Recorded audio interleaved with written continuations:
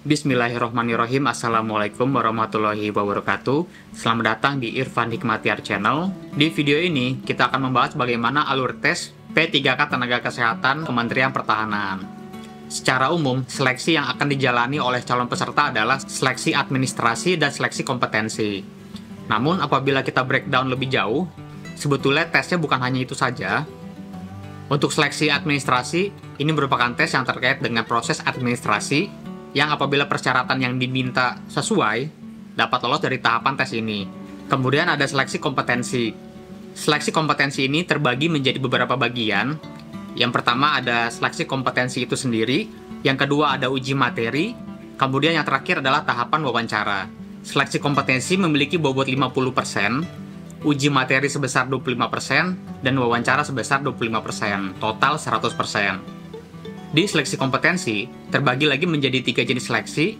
Yang pertama ada seleksi kompetensi manajerial. Kompetensi manajerial adalah pengetahuan, keterampilan, dan sikap atau perilaku yang dapat diamati, diukur, dikembangkan untuk memimpin dan atau mengelola unit organisasi. Kemudian ada kompetensi sosiokultural. Kompetensi sosiokultural adalah pengetahuan, keterampilan, dan sikap atau perilaku yang dapat diamati, diukur, dan dikembangkan terkait dengan pengalaman berinteraksi dengan masyarakat majemuk dalam hal agama, suku dan budaya, perilaku, wawasan kebangsaan, etika, nilai-nilai, moral, emosi, dan prinsip yang harus dipenuhi oleh setiap pemegang jabatan untuk memperoleh hasil kerja sesuai dengan peran, fungsi, dan jabatan. Kemudian ada kompetensi teknis. Kompetensi teknis adalah pengetahuan, keterampilan, dan sikap atau perilaku yang dapat diamati, diukur, dan dikembangkan yang spesifik berkaitan dengan bidang teknis jabatan. Jadi sudah jelas ya, terkait dengan teknis jabatan. Kalau secara umum, di instansi lain yang tidak ada tambahan tesnya, setelah dinyatakan lulus tes ini, langsung dilanjutkan dengan tahapan tes wawancara. Dan untuk sebagian instansi, termasuk Kementerian Pertahanan, diadakan tes khusus yang terkait dengan karakteristik instansi tersebut. Di Kementerian Pertahanan, tes tersebut bukan hanya dilaksanakan oleh P3K, tapi juga oleh calon pegawai negeri sipil.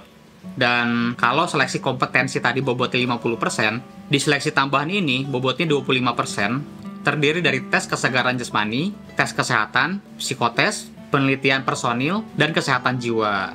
Nah, jadi proses seleksi P3K di Kementerian Pertahanan, setelah dinyatakan lulus administrasi, peserta tes akan melaksanakan seleksi kompetensi, dilanjutkan dengan seleksi tambahan. Artinya sudah 75% bobot penilaian ya. Nah, setelah dinyatakan lulus dari seleksi kompetensi plus uji materi atau seleksi tambahan, peserta yang dinyatakan lulus dapat melanjutkan tes wawancara. Bobotnya sebesar 25%. Setelah melaksanakan semua tahapan tes, barulah nanti nilainya akan digabung antara seleksi tambahan ditambah dengan seleksi secara umum. Nilainya diberikan ke instansi terkait untuk dinyatakan mana peserta yang layak untuk lulus menjadi P3K. Secara umum itu saja prosesnya. Nanti terkait dengan seleksi tambahan atau uji materi akan saya buatkan video terpisah terkait pembahasannya. Oke, terima kasih untuk yang sudah menyimak video ini. Jangan lupa dukung channel ini dengan cara klik likes dan tekan tombol subscribe-nya beserta loncengnya supaya nggak ketinggalan update-update terbaru dari channel ini. Terima kasih. Wassalamualaikum warahmatullahi wabarakatuh.